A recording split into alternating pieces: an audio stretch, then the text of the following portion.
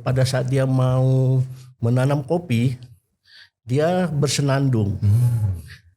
Kunikahkan City Cafe dengan angin disaksikan oleh bumi dan langit, memakai pohon naungan. Pohon naungan itu juga salah satu poin penting untuk membuat produktivitas kopi jadi tinggi. Lambat laun nanti harga kopi akan naik di level petani. Tapi dengan syarat target kita adalah bagaimana semua peminum kopi ini tiada gula di antara kita. Kopi yang sebenar-benarnya kopi.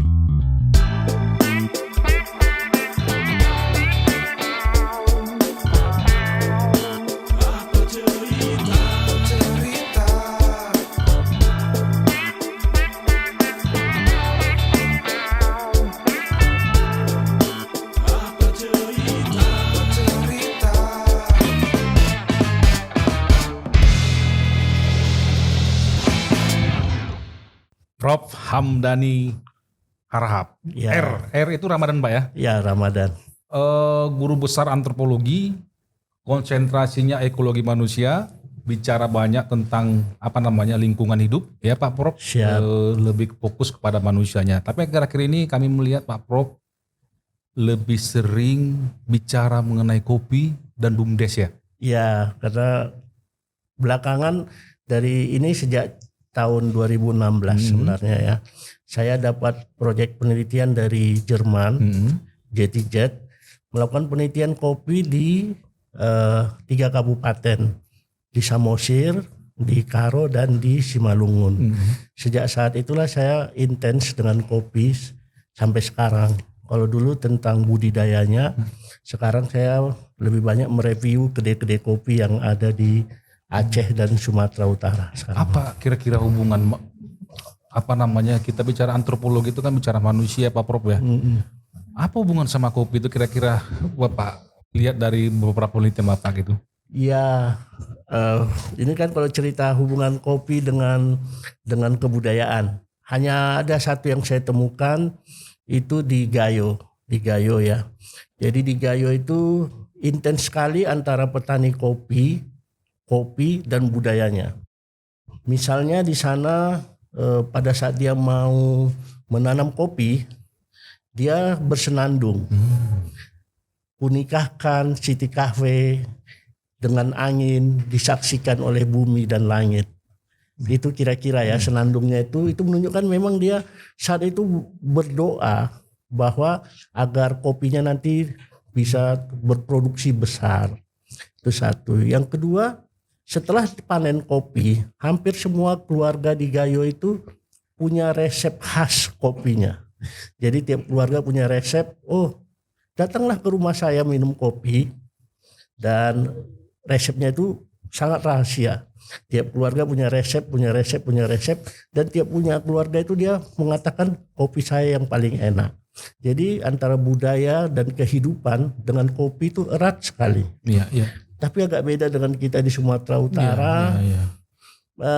Orang memang menanam kopi, misalnya katakanlah petani Karo menanam kopi, tapi pada saat kita lihat dia sarapan pagi di Brastagi, yang diminumnya teh susu. Betul. Jadi ini mungkin belum begitu nyambung ya antara budidaya kopi dengan kehidupan sehari-harinya, dengan budaya kopinya. Bahkan di Simalungun saya temukan masyarakat tidak mau meminum kopi yang dihasilkan oleh kopi yang bagus ya, yang dihasilkan oleh petani kopi, dengan alasan bahwa itu bahan untuk membuat mesiu. Wah, ini kan sesuatu yang luar biasa mengerikan ya. Bahkan kontra dengan apa yang dilakukannya. Ya, jadi akhirnya saya banyak meneliti itu, melihat bagaimana kopi dan masyarakat. Terakhir saya melihat memang kopi dan budaya itu yang paling dekat adalah di Mandailing dan Sipiro. Kenapa kira-kira? Di sana sudah ada budaya ngopi, tapi sambil ngopi, kopi pahit tentunya ya. Ada dia sambil makan gula merah, dipotong kecil-kecil. Jadi kalau dia terasa pahit, dia minum kopi dan dia kemudian mengunyah gula merah. Dan itu namanya, dengan tempatnya yang dari tempurung, kopi takar. Itu terkenal di Mandailing.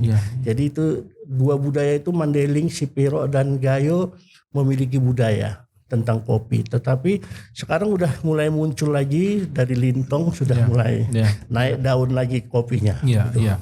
Artinya Pak Prof, tidak semua ya, artinya masyarakat kita, tidak semua etnis itu sebenarnya khususnya ya di wilayah kita ini ya, mungkin Sumatera Utara tidak memiliki akulturasi lah dari kopi dengan budayanya. Tapi ada yang mempengaruhi mungkin Pak Prof. Apakah kopi itu yang mempengaruhi budaya tadi atau budaya kita yang telah mempengaruhi cita rasa kopi tadi, kira-kira bagaimana Pak Prof? Kalau cita rasa kopi di dunia ini setidaknya ada 2 kopi yang terbesar ya, kopi Arabica dan kopi Robusta ya. Jadi kopi Arabica itu memang cenderung lebih lemak kata orang ya, dan rasanya lebih variasi. Sementara kopi Robusta itu cenderung rasanya satu, pahit. Ya, betul. Pahit ya begitu. Itu menguasai sekitar 30% ya. Dan 70% itu kopi Arabica. Dan kemudian sekarang ada lagi kopi Liberica yang sedang lagi antara kopi Robusta dengan kopi Arabica. Nah, penggemar kopi di dunia ini juga 70% memang Arabica yang memang ditanam di atas tanah DPL di atas 1000 ya. Dan makin tinggi katanya DPL-nya itu cita rasanya menjadi semakin bervariasi dan ada makin makin asam dan makin lemak dan makin manis. Misalnya kopi di Siosar yang Karo misalnya itu di atas 1600 misalnya, itu cita rasanya agak beda dengan kopi yang dari Aji Julu yang jadi sekitar katakanlah Brastagi. Itu katanya ketinggiannya beda 400 meter. Jadi ketinggian juga mempengaruhi cita rasa kopi. Ada juga penelitian mengatakan selain ketinggian, tanaman-tanaman sekitar juga bisa mempengaruhi cita rasa kopi. Jadi tanaman rasa kopi ini sebenarnya 60% dipengaruhi oleh kopi itu sendiri. Ada sekitar 20% itu dipengaruhi oleh roast bean, proses roasting proses roasting, dan sekitar 10-20% barista yang mempengaruhinya, jadi cita rasanya enak. Iya, cara menyeduh atau cara menyeduhnya yang sekarang jadi tren dengan namanya manual brew ya, seduh manual, bukan pakai mesin. Kalau pakai mesin tentu itu espresso ya, yang mesin yang mengepresnya, mengeluarkan kopi. Tapi kalau barista itu manual brew, dia seduh manual, P60 segala macam. Ada kopi yang dulunya mungkin katakanlah rasa asamnya bisa dinaikkan, rasa pahitnya bisa dinaikkan, rasa bodinya pahitnya itu bisa dinaikkan. Nah begitu itu hanya sekitar 10-20% itu peran barista itu. Artinya gini Pak Prof, kalau kita lihat kan kalau di Aceh itu secara kultural mereka punya cara untuk untuk mengolah kopi tadi gitu. Adakah memang peran mungkin mereka dahulunya itu meneliti bagaimana cara menjadikan kopi yang baik? Artinya adakah peran budaya di situ menentukan cita rasa gitu Pak Prof? Kalau misalnya katakanlah orang Gayo ya. Orang Gayo tanamannya itu jauh lebih maju dari tanaman kopi di Sumatera Utara. Jadi produktivitas kopi Gayo itu 1 hektar itu udah bisa 1000 ton. Sementara kalau kopi-kopi kita di Sumatera Utara ini sekitar 800 ton per hektar ya. Kalau Vietnam itu 2 kali lipatnya, udah 1.600.000 ton per hektar. Itu Vietnam itu termasuk yang paling maju ya pertaniannya di dunia ini setelah Brazil, Kolombia dan Vietnam. Indonesia yang keempat ya. Mengapa Gayo lebih maju? Secara kultural mereka lebih lama ya melakukan budidaya kopi ini, dan kemudian faktor yang membuat mereka maju itu mereka telah menggunakan pemupukan yang baik. Mereka sudah intens misalnya memakai pohon naungan. Pohon naungan itu juga salah satu poin penting untuk membuat produktivitas kopi jadi tinggi. Yang ketiga, mereka udah mulai memangkas kopi. Yang keempat ini paling penting, petik buah merah. Jadi kalau cherry-nya itu pas sekali matangnya itu rasanya jadi beda sekali. Jadi orang di sana itu udah mulai metik buah merah itu dan taat ajas dia mau metik buah merah, nggak mau dicampuri dengan kuning atau dengan hijau begitu, dia mau. Dia teratur sehingga sepanjang tahun kopi itu bisa panen. Karena memang kopi itu terus tumbuh hijau, kuning, merah, dipetik merah, yang kuning jadi merah setiap hari. Jadi dia keliling. Itu pengetahuan turun-temurun? Atau mereka belajar dari budaya yang lain gitu? Bagaimana Pak Prof? Sebenarnya ketika saya wawancarai macamnya turun-temurun. Tetapi setelah saya wawancarai orang pakar kopi, ya, memang begitulah kopi itu. Mulai dari hijau, agak kekuningan, kuning, dan itu siklusnya 2 minggu. Nah setelah siklus 2 minggu itu artinya orang bisa panen siap hari kopi, gak usah menunggu habis buah merahnya. Tapi kalau diambilnya semua, maka dia akan berhenti. Jadi panen kopi ini tidak ada, dia sepanjang tahun bisa panen sebenarnya. Enggak musiman ya? Enggak musiman. Itu yang disebabkan akhirnya orang di Karo mengatakan kalau panen jeruk dia bisa beli mobil. Kalau dia kopi ini untuk jajan anak sekolah. Setiap hari bisa digunakan untuk uang jajan anak sekolah.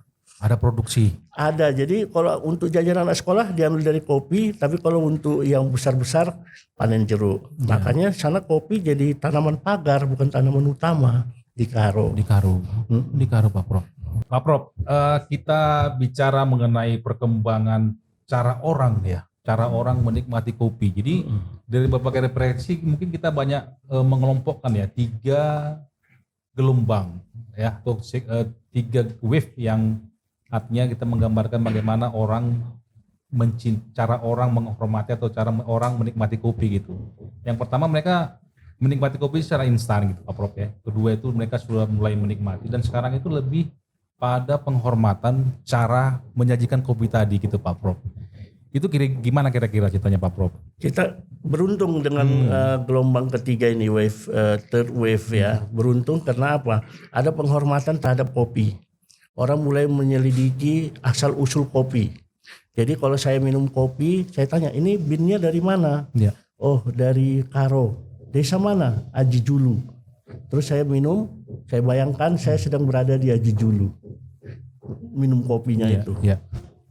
Di beberapa kota besar di dunia, saya beberapa kali misalnya di Singapura ya atau di Kuala Lumpur, mereka menaruh di dalam seduhan kopinya itu asal usul kopi itu. Oh ini kopi berasal dari katakanlah Ethiopia, dipetik oleh ibu ini, gambarnya ada, ketinggian sekian dan cita rasanya ini. Jadi kita merasa, oh jangan-jangan kita lagi minum kopi itu kita membayangkan berada lagi di Kenya atau Ethiopia atau berada di Kolombia begitu. Tapi itu adalah penghormatan terhadap kopi sebenarnya. Dan ini pasti akan menguntungkan petani kopi. Karena dengan adanya kopi-kopi yang berkualitas seperti ini, the origin of coffee, maka lambat laun nanti harga kopi akan naik di level petani. Tapi dengan syarat dia harus melakukan pasca panen yang standar. Yang standar. Benar betul standar Pak Prof? Ya, benar dan standar. Misalnya begini, yang disukai tentu yang sesuai dengan buyer ya dari luar. Kopi yang benar itu misalnya harus petik buah merah, cherry. Kedua harus dijemur di para-para. Kemudian harus disimpan di tempat yang baik. Gudangnya itu bagus, tempat penyimpanannya itu bagus. Dan kemudian setelah itu kalau mau di roasting, masa roastingnya itu juga ada restingnya itu jangan terlalu lama supaya rasanya itu masih tetap enak begitu. Jadi pasca panen yang bagus itulah yang membuat orang buyer mau membayar mahal. Tapi ketika petiknya udah kuning, merah, hijau seperti lagu Pelangi, kenapa ada lagu Pelangi merah, kuning, hijau? Itu tidak bagus rupanya untuk kopi. Ya betul. Jadi untuk kopi itu harus petik merah. Iya. Jadi kami juga penasaran Pak Prof. Kita lihat YouTube-nya Pak Prof kan ada sekitar 40 video. Saya yakin Pak Prof pasti sudah menjelajah banyak usaha kopi gitu Pak Prof. Ini tujuannya apa? Ini mau curi ilmu atau bagaimana Pak Prof? Kalau boleh tahu ya. Kalau saya pasti kepenginnya mempromosikan kopi ya. Dan yang saya review itu adalah benar-benar kopi dari third wave. kopi Third dari wave, gelombang 3 yang sangat menghargai kopi. Jadi saya tidak mau. Jadi penelitian saya menyatakan ada 3 jenis kedai kopi di Indonesia ini. Satu tipe idealis. Dia pokoknya dia jualan kopi, dia palingan dia jual snack ringan gitu ya. Tapi kopinya pasti enak. Kedua, kopi pragmatis, dia jual kopi, jual ayam penyet juga, jual mie Aceh, jual macam-macam. Itu ya banyak yang seperti itu. Dan dia jual kopi sasetan juga, jual juga kopi Jitu, kopi Nesiji jagung nepi itu. Kemudian yang satu kopi internasional yang sangat khusus. Yang saya review itu lebih banyak adalah kopi idealis. Dia memang ingin menonjolkan kopi, cita rasa kopi, dan ingin mengangkat harkat kopi. Jadi di antara YouTube saya itu semuanya memang cerita tentang kopi-kopi idealis ini. Dia memang kepengen mengangkat cita rasa kopi dari seluruh Sumatera Utara dan Aceh.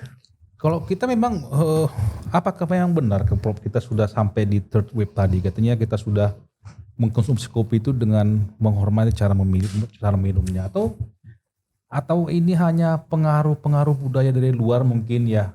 Kopi senjala katanya istilahnya gitu kan. Terus kalau kita lihat dari yuk belum ngopi belum paten gitu kata kira-kira seperti itu Pak Prof. Itu bagaimana Pak Prof?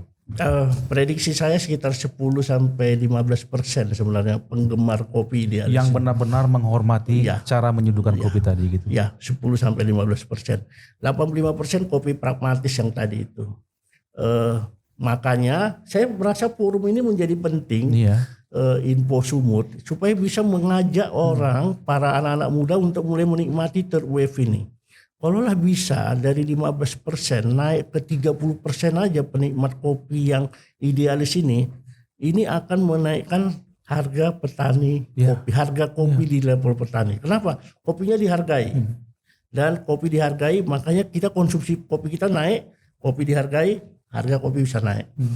Target saya memang itu, makanya kalau ditanya apa targetnya, target saya adalah membuat promosi orang minum kopi yang sesuai dengan yang benar, dan kemudian setelah itu berkembanglah kedai-kedai kopi yang tadi, dan kemudian harga kopi akan naik di level petani. Sederhana aja sebenarnya. Sederhana aja Pak Prof ya. Jadi sebenarnya ini punya multi level istilahnya multiplier effect ya kepada masyarakat. Jadi kalau kita lihat Pak Prof, ini kita tadi bicara masalah usaha kopi ya.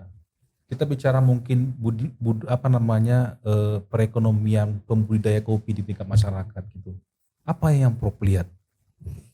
Khususnya di Sumatera Utara ya Pak Prof ya. Kalau petaninya ya. Iya petaninya. Petaninya yang paling maju ya di Sumatera Utara masih Karo dan Mandeling, Sipiro, Simalungun dan Samosir mulai naik ya.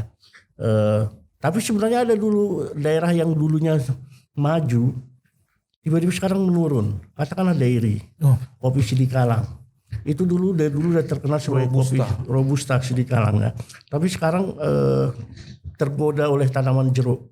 Beberapa ladang kopinya diganti dengan jeruk. Tapi sekarang mulai bangkit lagi ya di daerah-daerah katakanlah di daerah-daerah dekat dengan Sidikalang ya, Sumbul, itu mulai dari kopi arabikanya mulai naik lagi.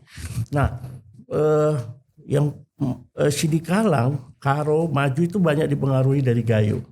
Memang Gayo udah mulai maju ya.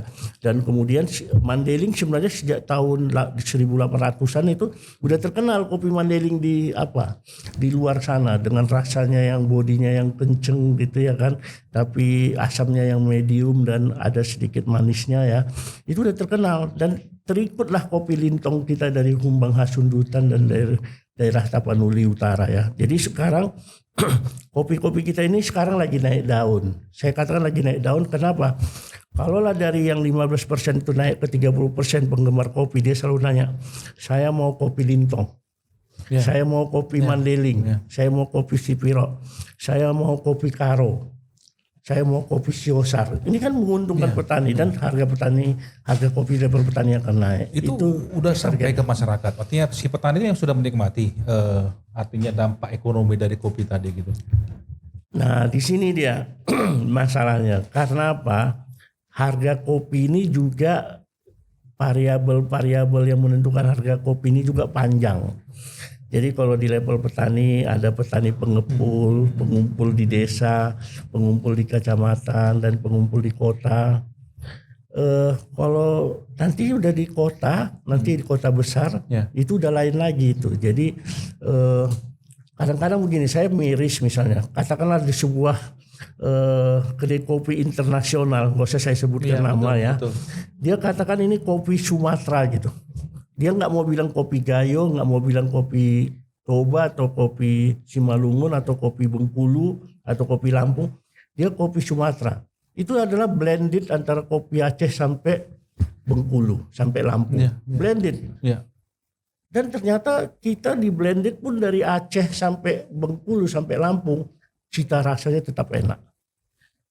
Jadi memang ada kegenitan sekarang, saya katakan kegenitan daripada anak-anak muda sekarang kepengen disebutnya dengan indikator geografis ya. Indikator geografis supaya tiap daerah itu punya kekhasan begitu.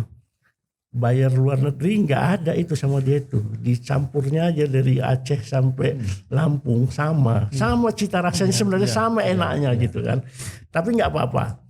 Indikator geografis bagi saya juga penting, misalnya untuk menunjukkan rasa kedaerahan itu. Misalnya orang Simalungun udah IG-nya sudah ada, indeks geografisnya, Karo sudah ada, Samosir sudah ada. Dan ini kan menunjukkan memang kopi Samosir itu lain loh, kopi Vulcano dari daerah Vulcano Toba gitu. Kopi Mandeling lain lagi. Walaupun cita rasanya beda-beda tipis ya, tetapi menunjukkan rasa daerah lokalitas yang khas itu penting juga sebenarnya. Jadi saya rasa biarkan aja IG itu berkembang seperti itu. Cuma yang paling penting bagi saya adalah bagaimana pasca panennya terstandarisasi. Itu yang penting. Artinya saya menangkap tadi Pak Prof, mohon izin saya menyimpulkan sebenarnya belum berdampak betul ya kepada perekonomian masyarakat si petani tadi. Sejauh ini belum. Karena apa?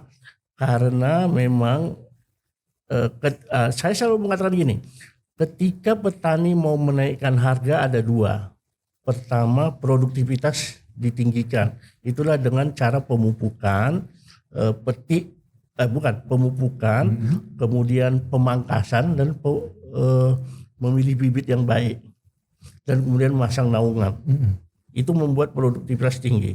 Yang kedua adalah pasca panen. Jadi agar yang dibeli itu adalah buah-buah atau bin yang berkualitas, yang bagus. Itu harganya jauh beda. Misalnya kalau kita lihat katakanlah di Gayo harga kopi rata-rata 60.000 per kilo. Setelah sampai di sini kita lihat katakanlah orang gede di Ring Road 250 gram dia jual 90.000. Itu kira-kira berapa kali 4 ya? Jadi sudah 360.000 naik berapa kali lipat harga itu. Tapi dia setelah melakukan penyortiran, packaging dan segala macam. Betul. Nah, di petani nggak ada itu. Jadi maksud saya di petani itu harus dilakukan yang seperti itu. Penyortiran yang bagus dan kemudian packaging yang bagus.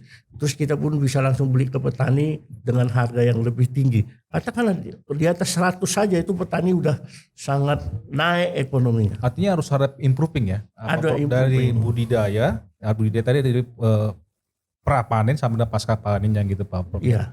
Artinya Prof untuk lebih mendevelop ya katanya dampak baiknya kopi ini bagi masyarakat lah, khususnya para petani. Artinya ada dua hal. Artinya kita improve kemampuan petani untuk budidaya, atau tadi itu Pak Prof ya, kita bagaimana caranya menggeser, artinya menambah persentasi pengopi yang idealis tadi ya. Artinya menggeser dari pengopi yang pragmatis tadi kepada yang idealis. Kalau kita bertanya Pak Prof, apa kira-kira treatment kita ya, kira-kira bagaimana caranya mengajak kaum muda ini pindah dari pengopi yang pragmatis menjadi yang idealis gitu Pak Prof? Banyak hal yang bisa kita lakukan ya. Pameran-pameran kopi yang sering dilakukan misalnya di Medan itu banyak pengaruhnya ya terhadap kaula muda ya. Jadi pameran-pameran kopi, lomba barista, lomba mencicipi kopi, lomba kopi-kopi yang berasal dari daerah. Itu membuat generasi muda menatap sesuatu yang, oh ini ada kopi nih. Yang selama ini dikenalnya kopi harus pakai gula dan harus pakai susu. Ternyata digeser dengan memakai kopi saja. Dan pendidikan meminum kopi yang manual brew, yang hanya kopi tanpa gula ini, mulai sekarang bisa kita lakukan. Saya punya teman, saya sebut aja namanya kedai kopi Janji Maria di Samosir. Dia pertama kali menjual P60 ya, itu harganya 16.000. Padahal setiap hari orang-orang tua di sana minum kopi susu harganya 4.000 sampai 6.000. Terus orang tuanya datang ke kedainya, dia bilang begini, Amang, ini ada kopi susu langganan Amang, tetap saya sediakan. Harganya tetap 6.000. Minum kopi susu yang saset itu ya, betul. Yang terus si Amang pun minum kopi susu yang 6.000. Terus dia tanya, itu kopi apa yang P60? Ya. Oh itu lain Amang, itu kopinya bagus, asli, original. Apa bedanya dengan kopi saya? Kalau ini kan campuran, kurang bagus. Untuk kesehatan pun kurang bagus. Yang bagus yang itu. Harganya berapa? 16.000. Kok mahal kali kau taruh katanya. Ya kalau Amang belum punya uang nggak apa-apa. Saya tetap menyediakan yang 6.000 ini untuk Amang. Besoknya Amangnya itu datang lagi, kasih aku yang 16.000. Aku mau sehat katanya. Perubahan-perubahan seperti itu bisa dilakukan ya. Jadi kampanye-kampanye bahwa kopi tanpa gula itu adalah kopi sehat. Kopi tanpa gula itu bisa detox dan segala macam.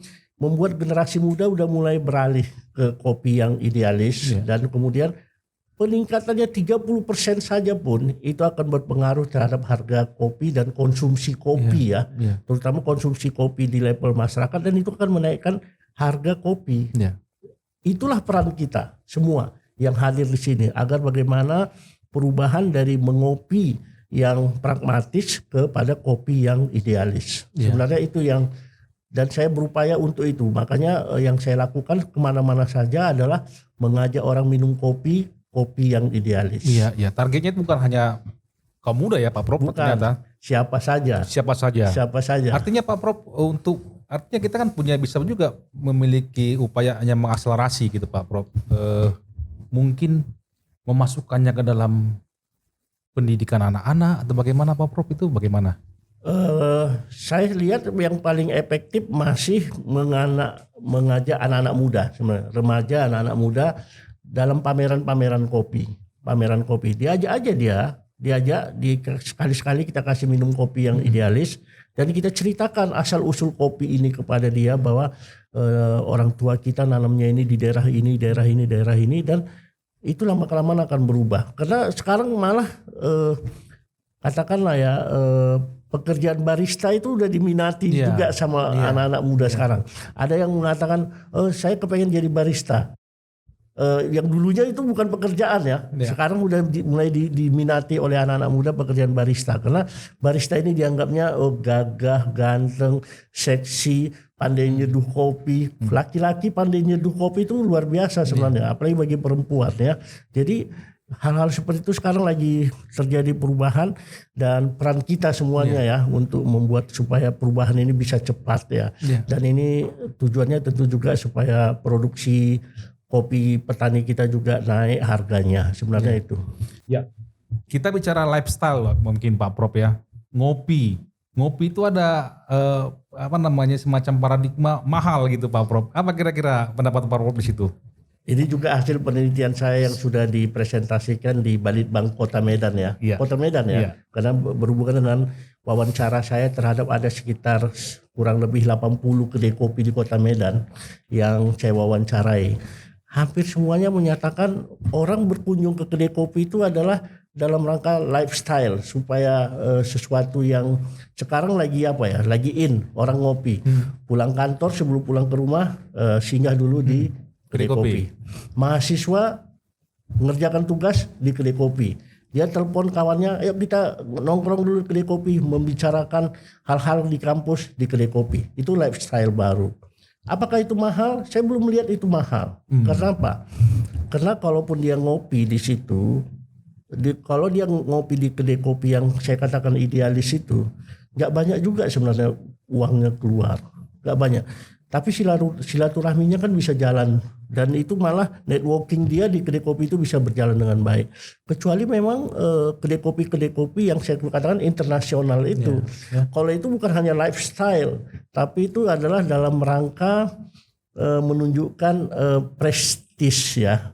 Dia misalnya mengatakan gini, minum kopi tapi dia tunjukkan mereknya begitu kan. Orang cuma mau mengatakan aku minum kopi harga 70.000 gitu.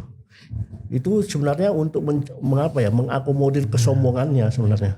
Jadi orang-orang yang minum di kedai kopi internasional itu sebenarnya sedang mengakomodir kesombongannya dengan menyatakan pakai itu dan dia selfie. Sebenarnya kalau kedai kopi yang sebenarnya itu adalah tempat bersilaturahmi, tempat berkumpul, tempat mengeluarkan ide, tempat melakukan sesuatu. Para lelaki, anak-anak muda kumpul di situ dengan biaya yang tidak banyak sebenarnya. Karena harganya pun murah. Nah, yang harapan kita adalah kita memang kepengen kopi yang menyehatkan, tempat yang menyehatkan, ditambah harganya murah, dan ini akan membuat perputaran uang menjadi lebih cepat. Betul, harapan saya setiap ada tumbuh kedai kopi, saya senang. Oh, ini ada kedai kopi baru, pasti ada sesuatu yang ingin ditampilkannya. Tapi kalau saya lihat kedai kopinya pragmatis, saya sedih. Karena saya pikir dia bukan mau menjual kopi, tapi sebenarnya mencari keuntungan di situ. Iya betul. Tapi kalau idealis saya yakin ya kedai kopi itu adalah dalam rangka ingin mengangkat harkat martabat kopi itu sendiri. Iya betul. Jadi Pak Prof artinya tidak bisa sempit memikirkan atau menyimpulkan cara menikmati kopi ini Pak Prof ya. Kalau menurut Pak Prof ini sekaligus mengedukasi kita semua. Cara menikmati kopi yang benar bagaimana sih Pak Prof? Pertama, kita harus tanpa gula. Menikmati kopi harus tanpa gula. Tiada gula di antara kita. Betul. Itu penting. Kedua, harus the origin of coffee. Kalau kita katakanlah Arabica, kita harus tahu Arabica dari mana. Saya pertama kali, jadi pasca panen kopi ini pun membuat cita rasa agak berbeda ya. Ada namanya full wash, ada namanya semi wash, ada namanya natural, adanya namanya wine. Katakanlah kalau full wash itu setelah buah ceri diambil, itu langsung dibersihkan sebersih-bersihnya. Ada muciletnya itu yang membuat rasa manis itu dibuang. Makanya kopi yang full wash, proses full wash ini biasanya untuk menangkap body yang kuat dari kopi itu. Semi wash tentu agak berkurang sedikit bodinya. Kemudian natural, cerinya itu langsung dijemur supaya muciletnya itu nanti bercampur dengan inti kopi dan itu menimbulkan rasa manis. Makanya dari natural ini kemudian nanti ada kopi wine yang fermentasinya bisa 3 bulan. Tapi wine ini sebenarnya untuk aroma sebenarnya, aroma kopi. Jadi ada 3 rasa dominan di kopi itu, katakanlah kopinya pahit, asam dan manis bisa muncul balance begitu ya. Jadi para penikmat kopi ini dia harus bisa merasakan di lidahnya itu ini kopinya dominan apa? Dominan pahit kah? Dominan asam kah? Dominan manis kah? Ketika dia bisa membedakan ketiga itu atau ketiganya balance kah gitu ya. Atau ada aroma-aroma lain atau ada notes lain, misalnya ada rasa citrus, ada rasa fruity, ada rasa itu bercampur lagi, itu membuat dia merasakannya wow begitu. Nah, itulah tujuan daripada kita menikmati kopi itu sendiri. Bagaimana kita bisa mengenali rasa-rasa kopi itu. Bukan 3 rasa itu aja ya. Ada nanti fruity, ada floral, ada nanti harumnya aja pun bisa bermacam-macam.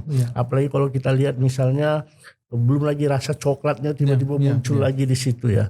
Nah, ketika kita sudah mulai mengadvokasi peminum kopi ke situ, maka perubahan akan terjadi dari peminum yang pragmatis itu ke peminum yang idealis. Dan itulah yang membuat sebenarnya target kita adalah itu. Target kita adalah bagaimana semua peminum kopi ini tiada gula di antara kita. Kopi yang sebenar-benarnya kopi. Iya. Jadi saya teringat dulu Pak Prof waktu kecil ya, umur 3, 4 sampai 5 tahun saya tuh di kampung itu menikmati kopi robusta ya. Saya tahu robusta karena robusta itu pohonnya tinggi. Itu ciri khas yang paling saya rasakan. Jadi saya tuh tiap pagi disuguhkan kopi itu yang apa namanya, yang green bean itu langsung mereka gongseng istilahnya. Jadi roastingnya dengan gongseng. Ya. Gongseng lalu tumbuk. Ya. Tumbuk dikasih gula dan kemudian pas menyajikannya itu direbus langsung dikasih gula, dan itulah cara menikmati kopi Dulu. yang saya tahu gitu Pak Prof. Ya. Yang saya tahu Pak Prof. Dan itu memang kalau saya juga penikmat kopi gitu. Artinya apakah itu penting juga ditinggalkan atau bagaimana? Memori-memori seperti itu saya rasa itu yang mungkin masih melekat di masyarakat kita gitu Pak Prof. Saya pikir itu tetap saja biar jadi memori yang menguatkan kita bahwa ada tradisi-tradisi ngopi di keluarga kita ya, di masyarakat kita, di mana kopi robusta itu direbus, dikasih gula. Karena memang kopi robusta kalau nggak dikasih gula ya kita seperti espresso ya, itu ngebus saja ya. Tapi nggak apa-apa, banyak juga orang yang menikmati kopi robusta di blended dengan arabica dijadikan espresso ya. Tapi itu biarkan aja memori itu seperti itu. Pelan-pelan memori yang lain akan masuk kembali dan berubah kembali, dan itu yang sekarang sedang kita galakkan, memori meminum kopi ini ya. Jadi kalau misalnya perusahaan kedai-kedai kopi terkenal sudah membuat modifikasi kopi macam-macam, biarkan aja rasa kopi yang sebenarnya itu yang mau kita nikmati. Karena katanya kopi adalah sangat jujur. Kopi itu jujur. Kopi itu jujur. Jadi dia nggak bisa dibohongi. Kalau dia ternyata ada bercampur dengan buah kuning akan terasa. Kalau dia prosesnya ada yang salah akan terasa. Jadi kopi itu sangat jujur. Jadi nggak usah kita campur. Biarkan aja dia seperti itu.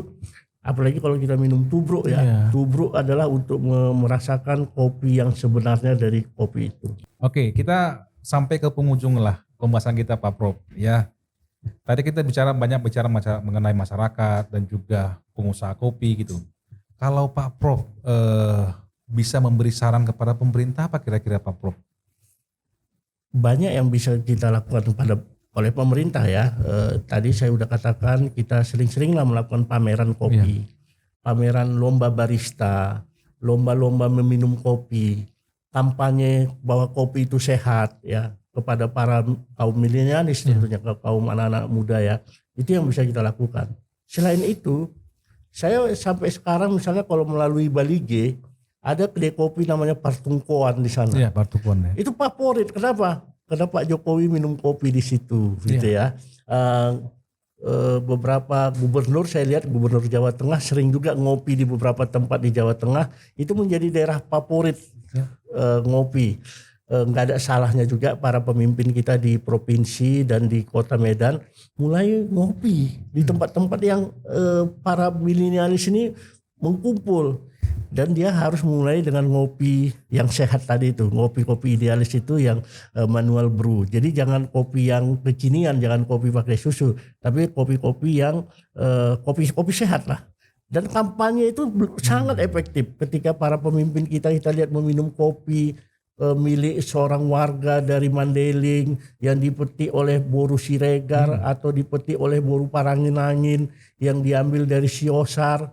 Itu ceritanya itu lain. Ketika misalnya katakanlah Pak Gubernur minum kopi di Siosar yang dipetik kopinya oleh Boru Ginting, terus suasana Siosar terbayang, terus dia bercerita kopi ini rasanya sedemikian rupa, itu akan beda rasanya daripada misalnya kalau saya yang minum kopi. Saya bilang minum kopi seperti ini, orang siapa dia kan gitu ya kan. Tapi kalau para pemimpin kita mulailah mengunjungi kedai-kedai kopi idealis ini dan kemudian mengkampanyekannya setiap hari, saya pikir Sumatera Utara sebagai daerah kopi akan dikenal dunia, bukan hanya Indonesia, akan dikenal dunia. Karena Sumatera Utara udah terkenal sebagai penghasil kopi, tetapi brand kopinya itu belum begitu besar ya, belum begitu besar. Dan peran kita bersama-sama tentunya untuk yang ini. Saya pikir itu yang paling bisa dilakukan. Oke.